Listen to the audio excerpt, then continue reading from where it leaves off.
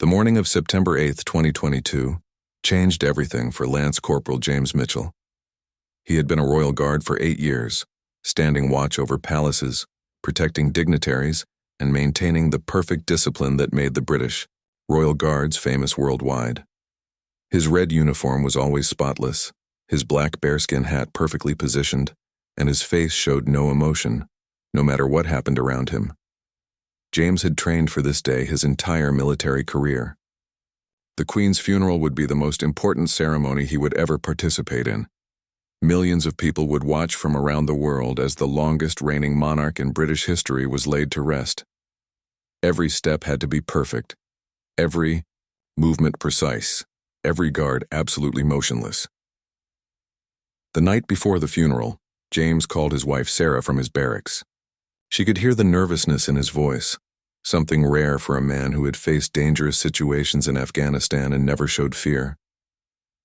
"Tomorrow is going to be different," he told her quietly. "I can feel it."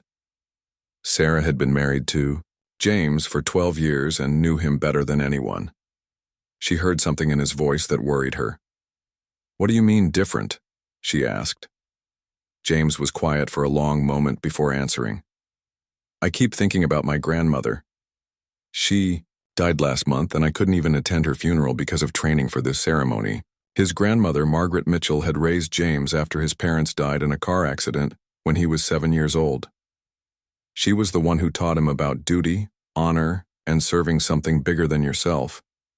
She was also the one who told him stories about Queen Elizabeth II, how she had served the country for over 70 years with grace and dignity.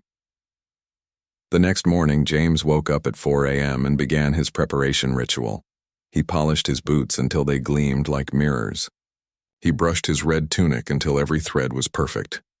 He cleaned his rifle and checked every piece of his equipment 3 times. The other guards in his unit did the same, all of them understanding the weight of the day ahead. As they marched to their positions along the funeral route, James felt something he had never experienced before during a ceremony. His chest felt tight, and his eyes kept watering slightly. He attributed it to the cold London morning air, but deep down, he knew it was something else. The grief he had been holding back for weeks was starting to surface. The crowds began gathering early, with people from all over the world coming to pay their respects. James could see families with children, elderly people in wheelchairs, and young adults who had traveled thousands of miles to be there. Everyone was dressed in black, and the atmosphere was heavy with sadness and respect. When James took his position along the funeral procession route, he could see Westminster Abbey in the distance. Soon, the Queen's coffin would pass directly in front of him, carried on a gun carriage pulled by Royal Navy sailors. He would need to stand perfectly still, showing no emotion, as his beloved monarch made her final journey. But as the morning progressed and he heard the distant sound of military bands beginning to play, James felt his carefully controlled emotions starting to crack. The music reminded him of his grandmother's favorite hymn, the same one that would be played during the Queen's service. For the first time in his military career, Lance Corporal James Mitchell wondered if he would be able to maintain the perfect discipline expected of a Royal Guard. The funeral procession was about to begin, and James had no idea that in less than an hour, he would make a decision that would be seen by millions of people around the world and change his life forever.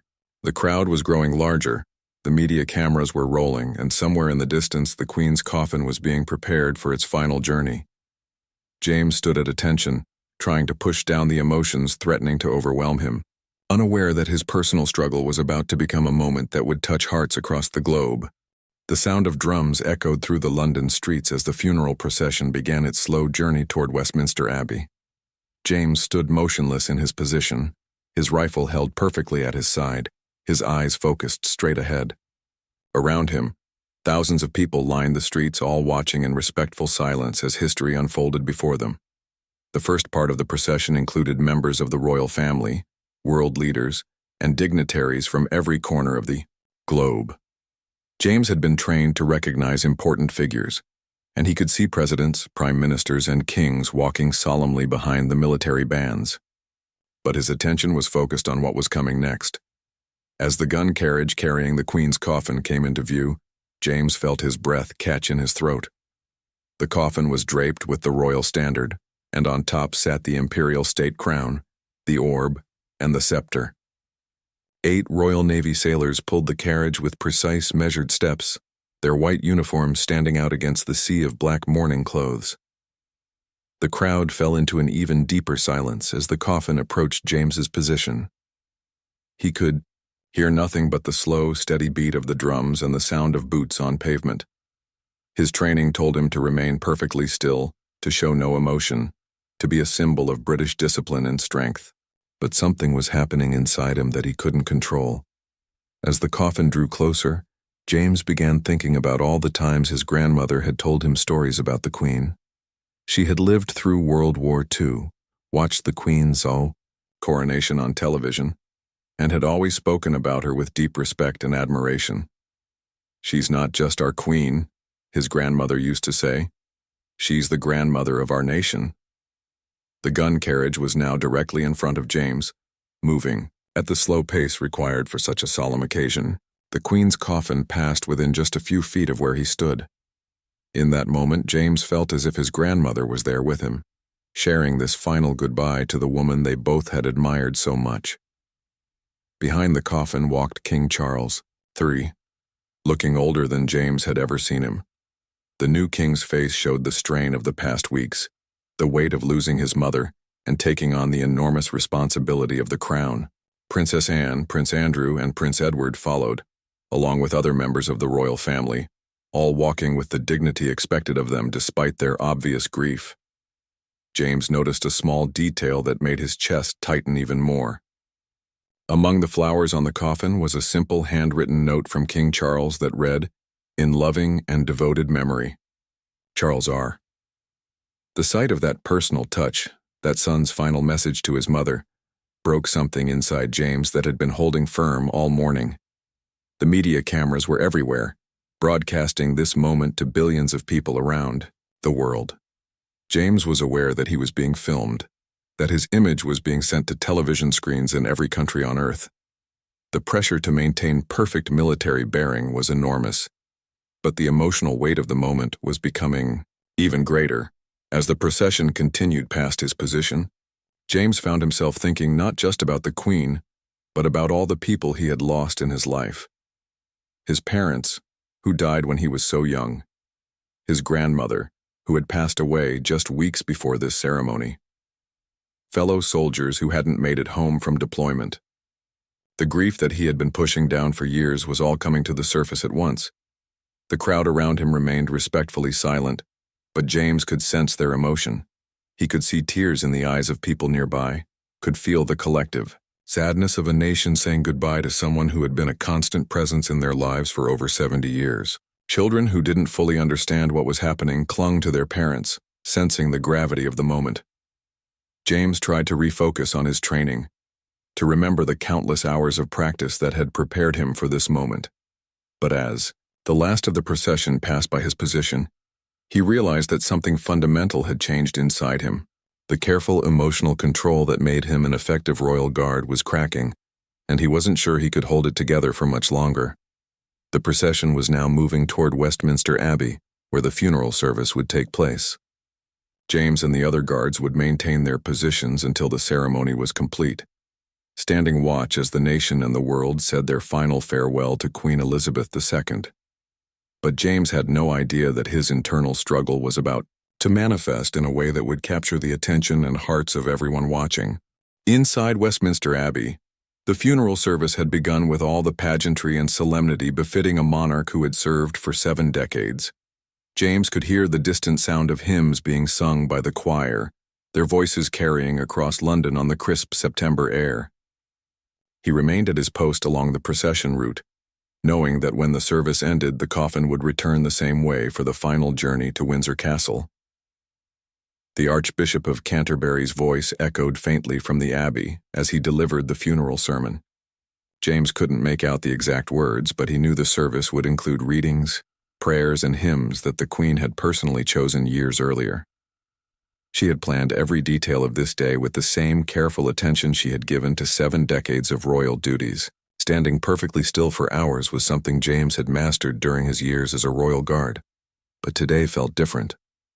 His legs ached not from the physical strain, but from the emotional weight he was carrying. Every few minutes his mind drifted back to his grandmother's funeral, which he had missed because of his commitment to this ceremony. The irony wasn't lost on him. He was honoring one remarkable woman's death while being unable to properly grieve another. The crowd around James had grown even larger as the service continued. People who hadn't been able to get close earlier in the morning had found spots further back, and the entire route was now lined with mourners. James could see people of all ages, from elderly veterans wearing their military medals to young children holding small British flags. Many were crying openly, no longer trying to hide their emotions. A television crew had positioned themselves near James's location, and he was aware that cameras were periodically focusing on him and the other guards. The commentators were speaking in hushed tones about the discipline and training required to stand motionless for hours, about the honor of being chosen to guard the Queen's final journey. They had no idea of the internal battle James was fighting. As the service in Westminster Abbey reached its climax, James heard the congregation singing "God Save the King" for the first time in over 70 years. The words were the same, but the meaning was entirely different now.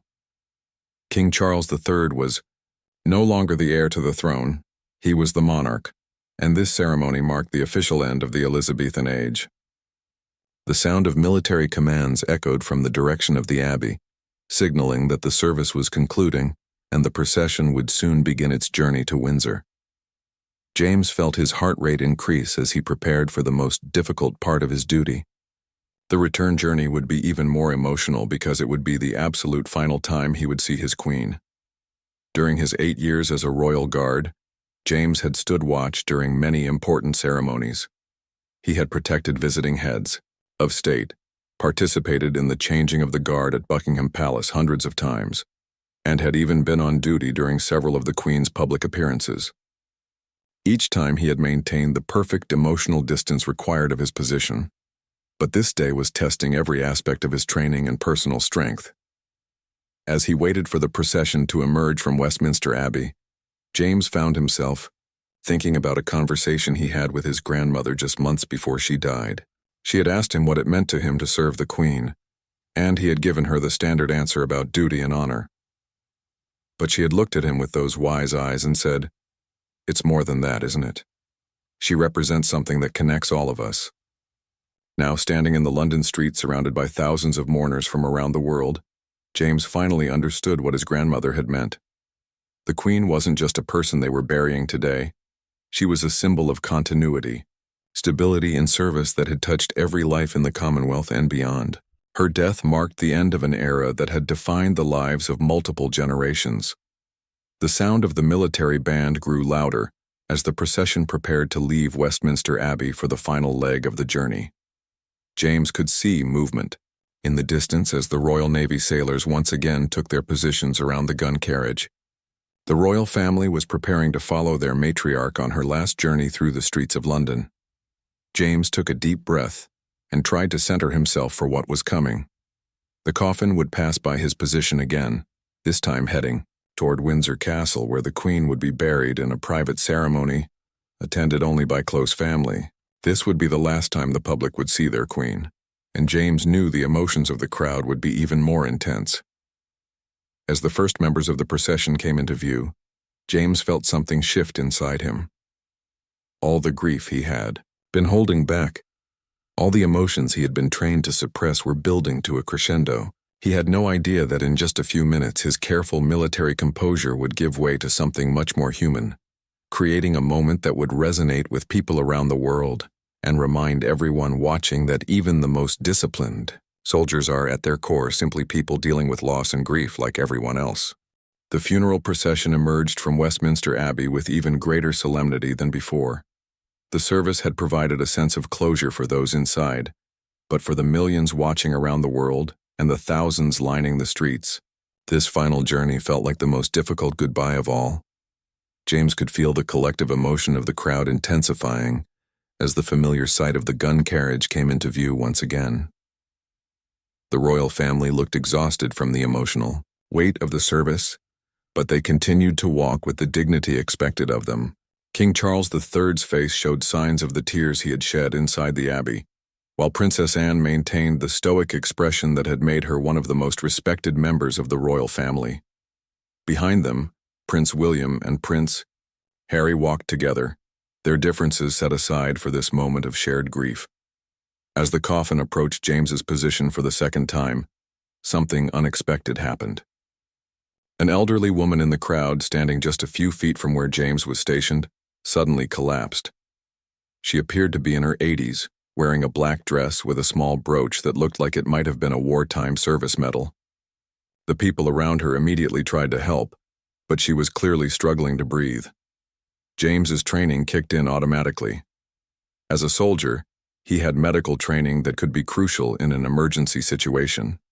But he was also a royal guard on duty during the most important ceremony of his career, with cameras from around the world focused on him. Protocol demanded that he remain absolutely motionless, no matter what happened around him. For several agonizing seconds, James watched as people in the crowd tried to help the elderly woman. She was conscious but clearly in distress, possibly having a heart attack or panic attack brought on by the emotional intensity of the moment. The people around her were calling for medical help, but with the streets packed with mourners and security barriers everywhere, it would take precious minutes for professional medical assistance to reach her. The gun carriage carrying the Queen's coffin was now directly in front of James's position, moving at the same slow, measured pace as before. The royal family was passing just feet away from him, and every camera in the vicinity was capturing this historic moment. This was exactly when James needed to maintain perfect military bearing, when any deviation from protocol would be noticed by millions of viewers. But as James looked at the elderly woman struggling in the crowd, he thought about his own grandmother. He imagined her in a similar situation, surrounded by strangers, needing help while he stood motionless in his uniform. The thought was unbearable.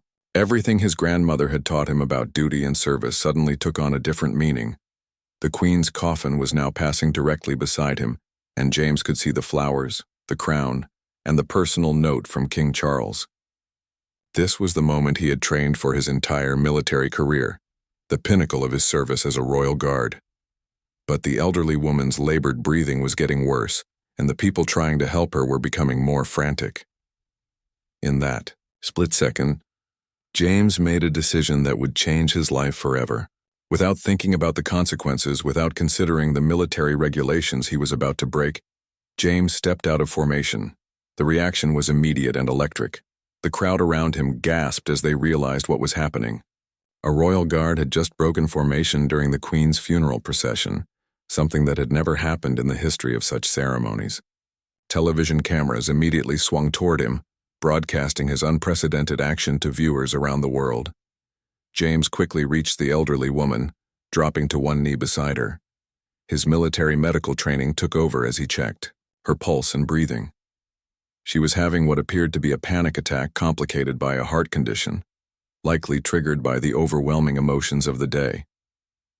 James spoke to her calmly, using techniques he had learned for helping people in crisis situations.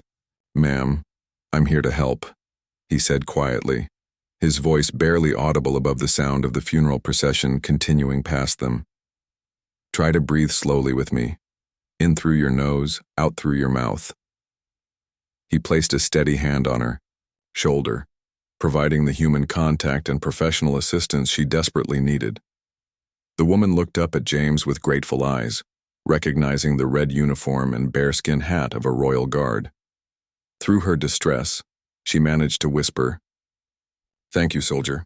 The Queen would be proud." Her words hit James like a physical blow, confirming in his heart that he had made the right decision despite breaking every rule of military protocol. As James continued to help the elderly woman, the funeral procession moved on without him. His fellow guards maintained their positions, continuing their duty as they had been trained to do. But for James in that moment, duty had taken on a completely different meaning. His duty was no longer just to his uniform or his position, it was to the values that uniform represented, including compassion, service, and putting others before yourself. The crowd around them had gone completely silent, watching this unprecedented scene unfold. Many people were filming with their phones, capturing a moment that would soon spread across social media and news networks worldwide. But in that small space where James knelt beside the elderly woman, there was only kindness, humanity, and the kind of service that transcended military regulations and royal protocol.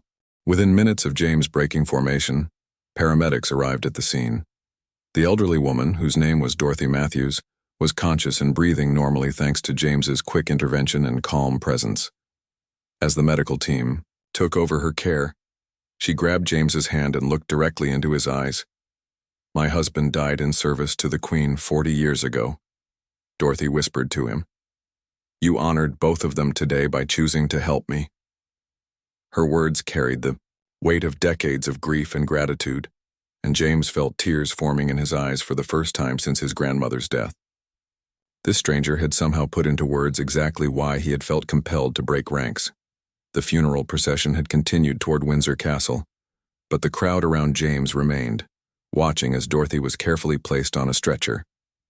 Many people were crying openly, not just from the sadness of the Queen's funeral, but from witnessing an act of pure humanity in the midst of rigid ceremony.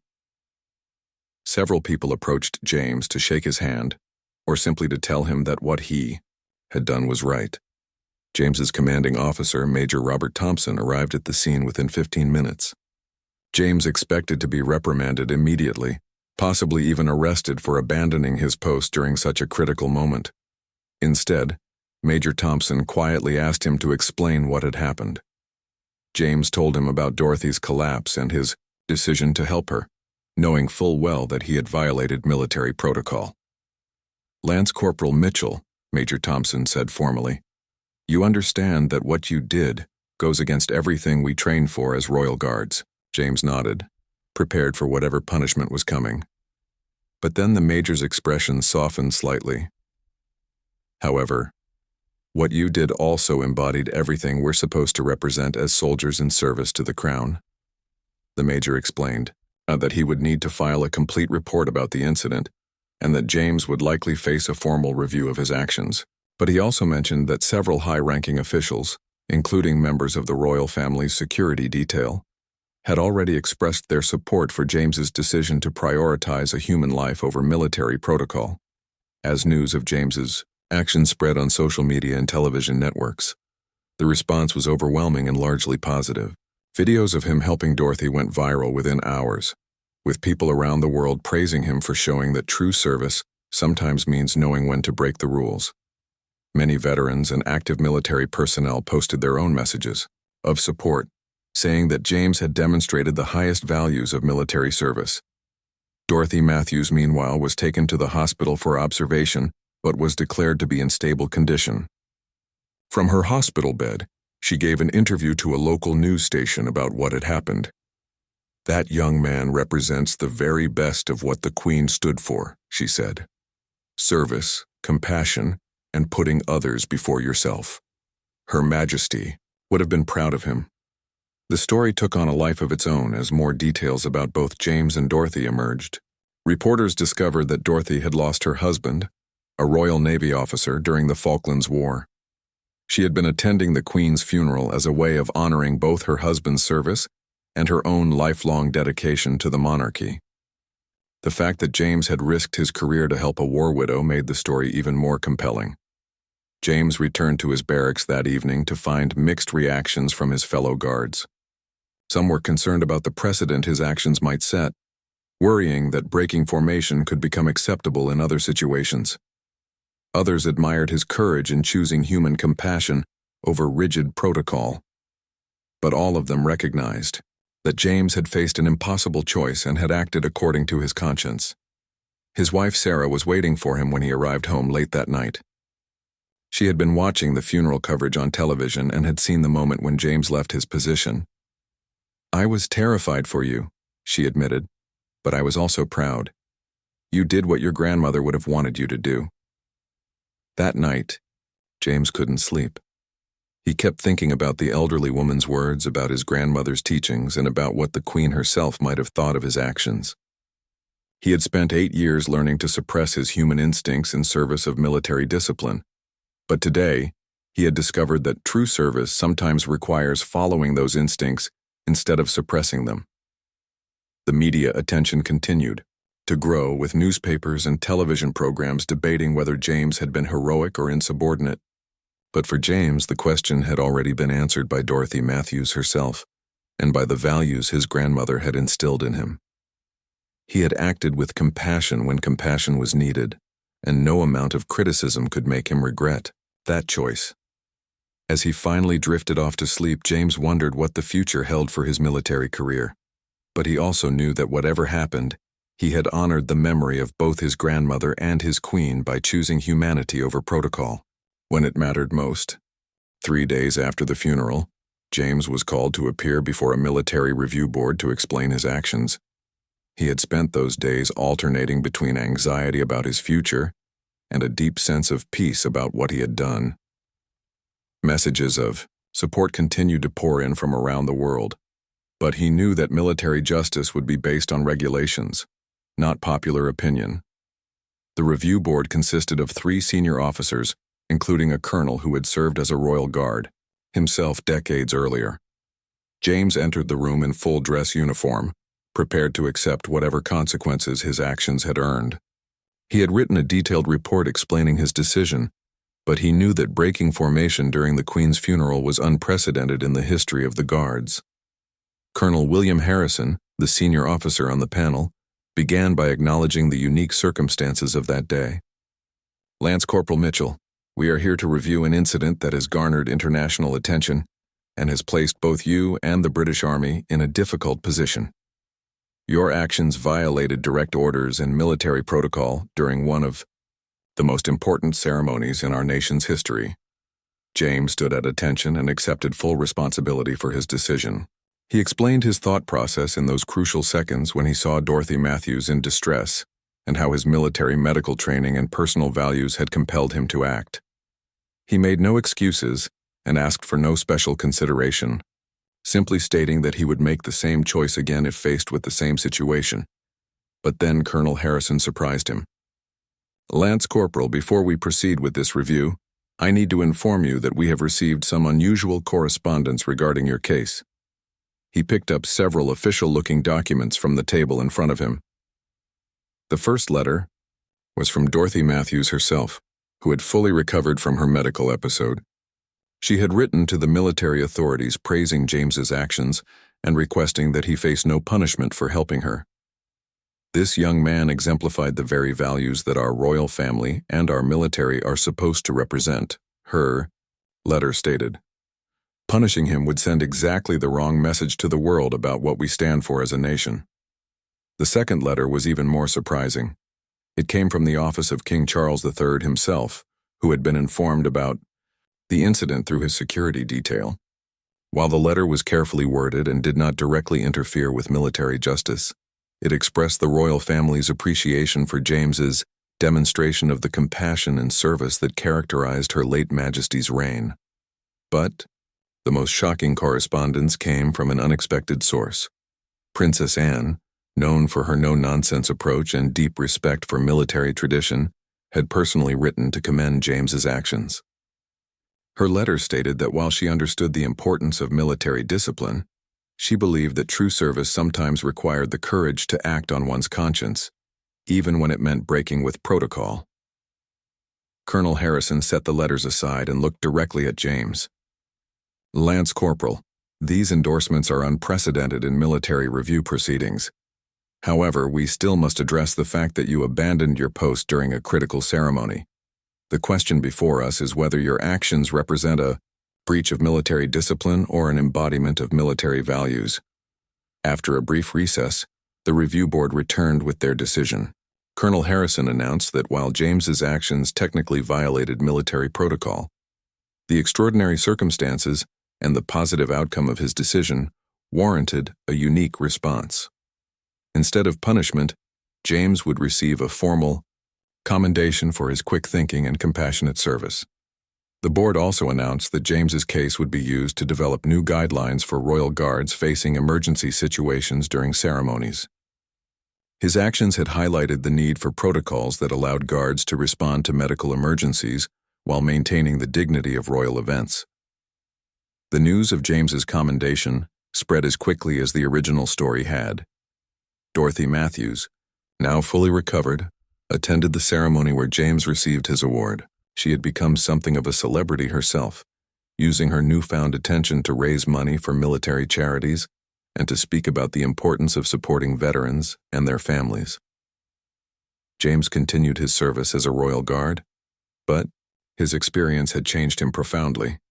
He became an advocate for better mental health support for military personnel, recognizing that the emotional demands of service could be just as challenging as the physical ones. He also worked with military medical trainers to ensure that all guards received updated emergency response training. 6 months later, James received an invitation that brought tears to his eyes. Dorothy Matthews, who had become like a surrogate grandmother to him, invited him to attend a memorial service for her late husband. The service would take place at the same church where James's grandmother was buried, and Dorothy specifically asked him to attend in his Royal Guard uniform. At the memorial service, James placed flowers on both Dorothy's husband's memorial stone and on his grandmother's grave. As he stood there in his red tunic and bearskin hat, he realized that his actions on the day of the Queen's funeral had connected him not just to Dorothy, but to a larger understanding of what service really meant. The elderly woman who had collapsed during the Queen's funeral had taught him that sometimes the most important duty is simply being human. His grandmother's lessons about compassion and service had guided him to make the right choice in an impossible moment.